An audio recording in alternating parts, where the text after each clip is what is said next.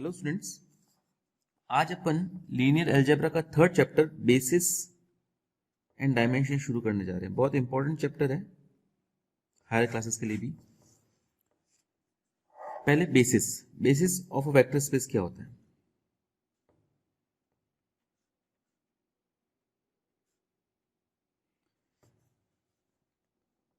कोई vector space है, suppose V on field F, उसका कोई सेट है, सबसेट है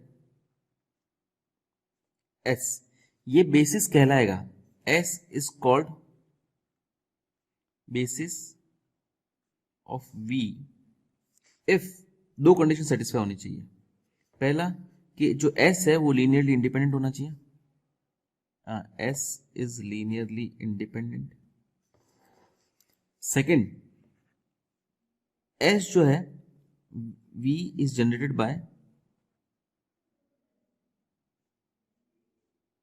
S होना चाहिए, मतलब that is V is equal to linear span of S होना चाहिए। ओके, अगर ये दोनों कंडीशन सेटिस्फाई होती है तो अपन कहते हैं ये जो S है वो V का बेसिस है। एग्जाम्पल के तौर पे अगर अपन R क्यूब की बात करें, मतलब इसमें 3 टपल्स होते हैं, तीनों रियल नंबर्स होते हैं। इसका बेसिस है एक ही है, एक ये स्टैंडर्ड बेसिस कहलाता है, जो मैंने आपको एक वीडियो में बताया भी था। ठीक है ना। क्यों क्यों दो चीजें हैं, क्योंकि तीनों ये लीनियरली इंडिपेंडेंट है, आप चेक कर सकते हो। और सेकंड, अगर इसका लीनियर स्पान बनाया जाए तो पूरा ये सेट बनता है।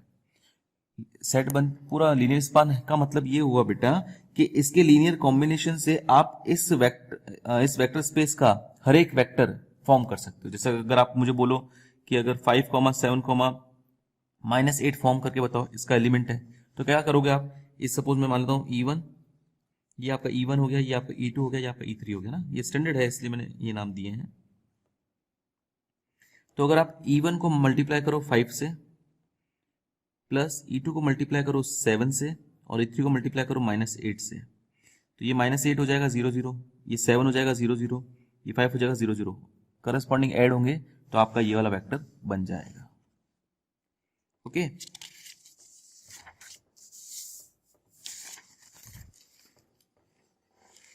इसी तरह से वेक्टर स्पेसेस का हर एक vector space finite vector space का बेसिस होता ही है। इनफैक्ट कुछ कुछ इनफाइनाइट वेक्टर स्पेसेस का भी बेसिस होता है। बेसिस में कभी भी जीरो वेक्टर नहीं आ सकता। क्यों? क्योंकि मैंने बताया जो बेसिस है S वो लीनियरली इंडिपेंडेंट होता है, और जिस सेट में जीरो वेक्टर होता है वो लीनियरली डिपेंडेंट सेट होता है ना बेटा। तो जीरो वेक्टर तो कभी बेसिस में आएगा ही नहीं, पहली बात। दूसरी बात बेटा, एक ही वेक्टर स्पेस के कई सारे बेसिस हो सकते हैं, जरूरी नहीं बेसिस एक ही होगा, अलग अलग हो सकते हैं। जैसे मैंने आपको भी R क्यूब का बताया, 1 0 0 0 1 0 0 0 1, ये है। ऐसा भी हो सकता है 2 0 0 0 5 0 0 0 7, ये भी एक बेसिस है इसका R क्यूब का ही। ऐसा भी हो सकता है बेटा 1 0 0, ये भी स्टैंडर्ड बेसिस में से एक है। 1 1 0 एंड 1 1 1, ये भी इसका एक बेसिस है बेटा। एक वेक्टर स्पेस के एक से ज्यादा बेसिस हो सकते हैं बेटा। बेसिस की दो कंडीशन सेटिस्फाई करनी चाहिए केवल। क्या?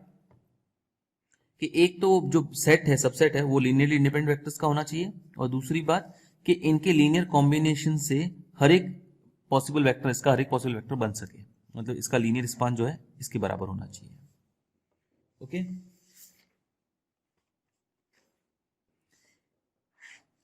अब एक और एग्जांपल देखते हैं। वेक्टर स्पेस ऑफ पॉलिनोमियल्स, जो सारे पॉलिनोमियल है इनका सेट एक वेक्टर स्पेस बना था, ये अपने पहले देखा है पिछले चैप्टर में। अब अगर इसके बेसिस की बात करें तो ये है 1 x x square x cube, इस तरह करते करते x की power n dash dash dash dash. क्योंकि बेटा ये सेट जो है ये लीनियरली इंडिपेंडेंट है, कोई भी किसी दूसरे को कांस्टेंट से मल्टीप्लाई करके नहीं लाया जा सकता है। सेकंड, इसके लीनियर कॉम्बिनेशन से हर एक पॉसिबल पॉलिनोमियल बनाया जा सकता है। तो ये एक बेसिस है set of all vector space of all polynomials का। ओके बेटा, next topic finite dimensional vector space.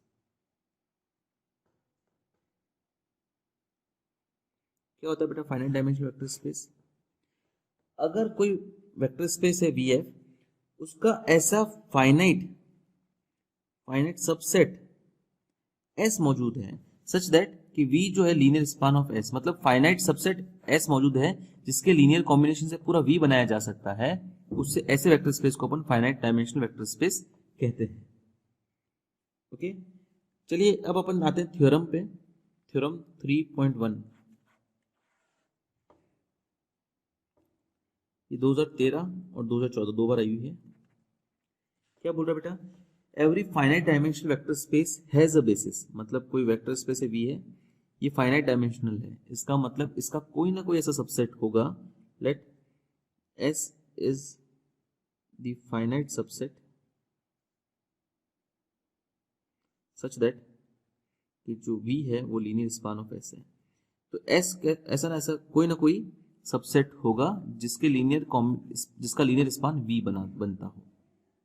Okay, चलिए अब अपन ये मान लेते हैं कि इनिशियली S को बेसिस बनाना ना, तो S को बेसिस, S चलो बेसिस है नहीं, आपको इसका बेसिस फाइंड करना है। तो अपन ये मान लेते हैं सपोज ये अगर ये लीनियरली इंडिपेंडेंट हो जाता है तो ये खुद बेसिस है। क्योंकि बेसिस होने के लिए दो कंडीशंस होती है, तो लीनियर स्पान खुद वेक्टर स्पेस बनना चाहिए और खुद लीनियरली इंडिपेंडेंट होना चाहिए। If S is linearly independent then S itself a basis। अगर if S is not linearly dependent है तो इसका क्या मतलब होगा बेटा? there exists a vector, ऐसे लिखना, by theorem we can say that we know that there exists a vector, suppose एक काम करता हूं मैं, S को मान लेता हूं ये इस तरह के वेक्टर्स हैं, अल्फा 1, अल्फा 2, अल्फा 3, इस तरह करते करते S में सपोज अल्फा n वेक्टर्स हैं। अब अगर ये लीनियरली इंडिपेंडेंट हुआ तो इसका मतलब ये है कि इसमें के अंदर कोई ना कोई ऐसा एक वेक्टर जरूर होगा जो इसके पिछले वाले वेक्टर्स के लीनियर कॉम्बिनेशन की फॉर्म में लिखा जा सकते हैं। मतलब is equals to A1 alpha 1 plus A2 alpha 2 plus dash dash dash A K minus one alpha K minus one. A K जो है अपने previous vector alpha 1 alpha 2 alpha K minus one के लीनियर कॉम्बिनेशन फॉर्म में लिखा जा सकता है। मैं एक काम करता हूं, अब इस S में से जो ये वेक्टर है जो अपने प्रीवियस वेक्टर के लीनियर कॉम्बिनेशन के फॉर्म में लिखा जा सकता है उसको हटा देता हूं। S में से अल्फा के को हटा देता हूं और इसको नया सेट मान लेता हूं S1। ओके, अब if S1 is linearly independent है तो S1 जो है itself S1 is the basis हो जाएगा। और अगर S1 लीनियरली इंडिपेंडेंट नहीं है, S1 अगर लीनियरली डिपेंडेंट है तो by theorem we again know that कि there exists another vector, suppose alpha m, such that a1 alpha 1 plus a2 alpha 2 dash dash dash करके ये अपने प्रीवियस वेक्टर की फॉर्म में लिखा जा सकता है ना। अब मैं एक नया सेट कंसीडर करता हूं, उसमें से पहले अपन ने S में से अल्फा के को हटाया था तो S1 आया था। अब मैं S1 में से अल्फा m को हटा देता हूं, मतलब क्या हुआ, S में से अगर आप अल्फा के और अल्फा m दोनों लीनियरली डिपेंडेंट वेक्टर्स को हटा दो, ठीक है, उसके बाद में आपको सेट मिलेगा नया S2। अगर S2 लीनियरली इंडिपेंडेंट हुआ तो good, if S2 is linearly independent then S2 is a basis। अगर S2 is linearly dependent है तो वापस repeat the same process, repeat this process until a linearly independent set is received। तो ये process चलाते जाओ बेटा आप। तो अल्टीमेटली क्या होगा, ऑब्वियसली एस जो है एक फाइनाइट डायमेंशनल वेक्टर स्पेस है, एन वेक्टर्स ही हैं। तो आप जैसे जैसे आप लीनियरली डिपेंडेंट वेक्टर्स को हटाते जाओगे हटाते जाओगे हटाते जाओगे, एक टाइम ऐसा आएगा you will receive a set of vectors which are linearly independent. Okay, तो लीनियरली इंडिपेंडेंट वेक्टर्स का सेट आ गया आपके पास, तो वही आपका बेसिस कहलाएगा। क्योंकि बेटा एस लीनियर स्पान बना रहा है, एस का लीनियर स्पान वी बना रहा है। अगर लीनियरली डिपेंडेंट सेट को हटा, लीनियरली डिपेंडेंट वेक्टर को हटा भी दोगे तो भी, जैसे S1 लीनियरली इंडिपेंडेंट वेक्टर को हटा दिया आपने, तो भी बेटा V जो है लीनियर स्पान ऑफ S1 होगा। क्योंकि लीनियरली डिपेंडेंट का मतलब क्या हुआ, उस वेक्टर को हटाया जो खुद किसी दूसरे के लीनियर कॉम्बिनेशन से बन सकता है।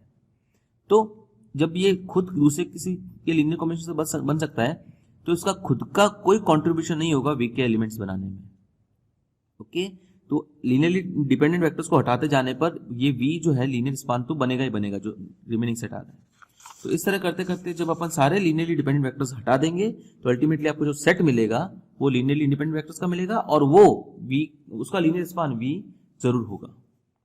ओके बेटा, तो इस तरह अपन कह सकते हैं कि आपको केवल अब लैंग्वेज लिखनी है, बुक में आपकी अच्छे से लिखी हुई है। तो इस तरह अपन ये कह सकते हैं कि V जो है अगर फाइनाइट डायमेंशनल वेक्टर स्पेस है तो उसका एक बेसिस जरूर होगा ही होगा। ओके, चलिए नेक्स्ट थ्योरम 3.2। अब कुछ थ्योरम्स हैं जिनके केवल स्टेटमेंट अपन को समझने हैं। Any two bases of a finite dimensional vector space have the same number of elements। जैसे मैंने अभी आपको बताया था कि अगर कोई वेक्टर स्पेस है उसके बेसिस बनाया अपन B1 B2 अलग अलग, मैंने कहा एक वेक्टर स्पेस के कई सारे बेसिस हो सकते हैं, लेकिन जो number of elements in vector space है, इस बेसिस जो है वो सेम होंगे। ओके, इसके अंदर अगर 3 एलिमेंट्स है तो इसमें भी 3 होंगे, इसमें भी 3 होंगे, सब में सेम नंबर ऑफ एलिमेंट्स होंगे बेसिस में। ये थ्योरम आपका 3.2 है बेटा। Next dimension, important topic, dimension of a vector space. क्या होता है बेटा डायमेंशन? इस चैप्टर का नाम ही यही है, बेसिस एंड डायमेंशन। बेसिस अपन सीख चुके हैं, डायमेंशन किसी वेक्टर स्पेस का जो बेसिस होता है उसके अंदर कितने एलिमेंट्स हैं वो उस वेक्टर स्पेस का डायमेंशन कहलाता है। जैसे मैंने आपको 3 का एग्जांपल बताया था,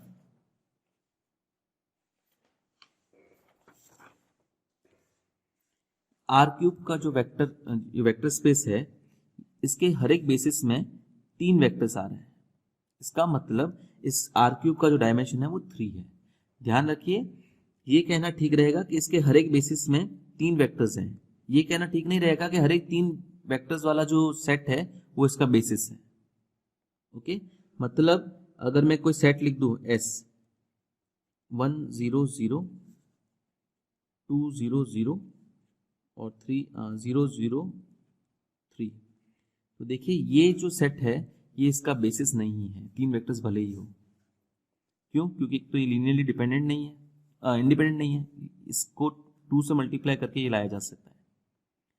और सेकेंडली इसके इसका जो लीनियर स्पान है वो ये नहीं बन रहा।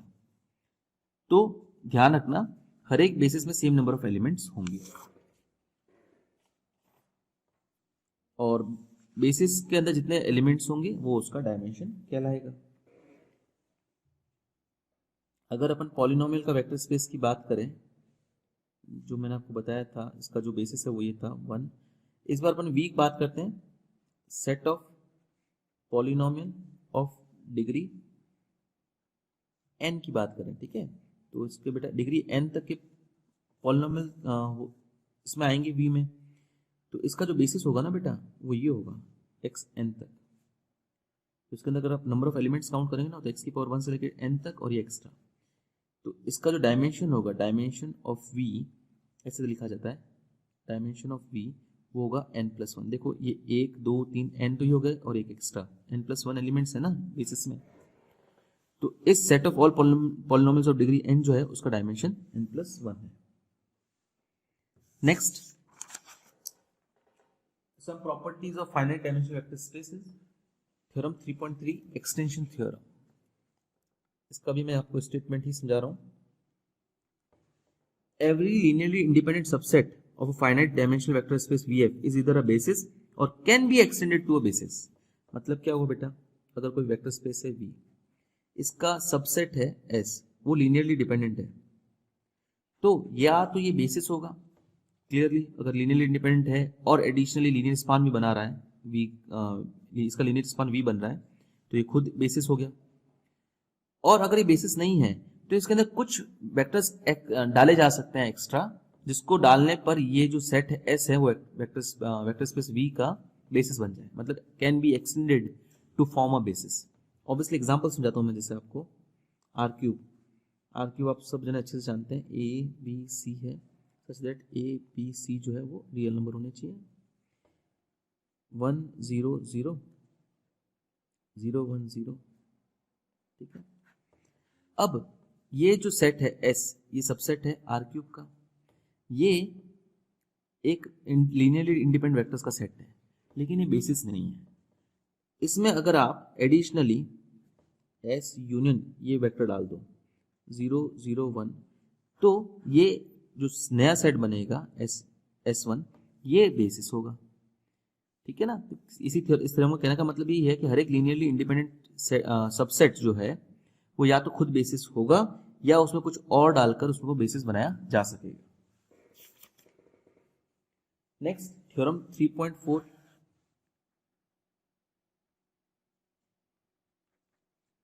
if an n-dimensional vector space VF, every set of n plus 1 or more vectors of V is linearly independent।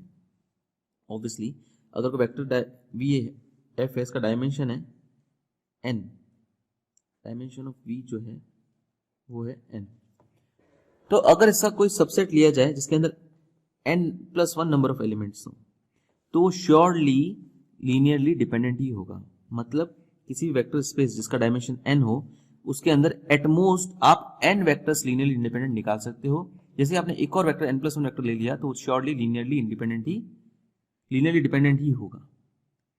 मतलब वेक्टर स्पेस का जो बेसिस होता है वो most number of linearly independent vectors का सेट होता है, जिससे पूरा जिसका लीनियर स्पान पूरा वेक्टर स्पेस बनाया जा सकता है बेटा।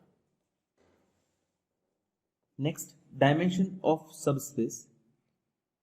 If W is a subspace of vector space VF, then अच्छा यहां पे बेटा अगर W is a subspace of V है, तो जो डायमेंशन ऑफ W है वो less than equals to dimension of V होगा। V वेक्टर स्पेस है, इसका सबसेट है W, तो W जो है वो V का सबसेट, W अगर V का सब स्पेस है तो W का जो डायमेंशन होगा वो V के डायमेंशन से छोटा ही होगा। ऑब्वियसली सब स्पेस है तो इसमें लेस नंबर ऑफ वेक्टर्स होंगे, तो हो सकता है कि इसके लीनियरली इंडिपेंडेंट वेक्टर्स जो है वो कम हो देन कंपेयर टू दिस, इससे ज्यादा तो हो नहीं सकता, इक्वल हो सकता है। और सिमिलरली अगर दो वेक्टर स्पेसेस W और V इक्वल है तो उनका डायमेंशन भी इक्वल ही होगा।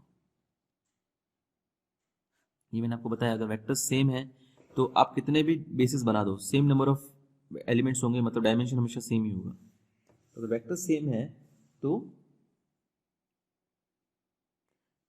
ये कुछ इस तरह से थ्योरम कि अगर W इक्वल्स टू V है तो W V का सबस्पेस तो है, एडिशनली अगर W और V इक्वल है तो डायमेंशन दोनों के इक्वल होंगे, और अगर दोनों के डायमेंशन इक्वल हो गए और W V का सबसेट है तो W और V दोनों इक्वल होंगे बेटा। ओके, अगर W V का सबसेट है और W अगर इक्वल टू V है तो ये दोनों होंगे, और अगर डायमेंशन ऑफ W और डायमेंशन ऑफ V इक्वल हो गए तो W इक्वल्स टू V होगा। और क्वेश्चंस अपन नेक्स्ट वीडियो में करेंगे। आज के लिए इतना ही, थैंक यू।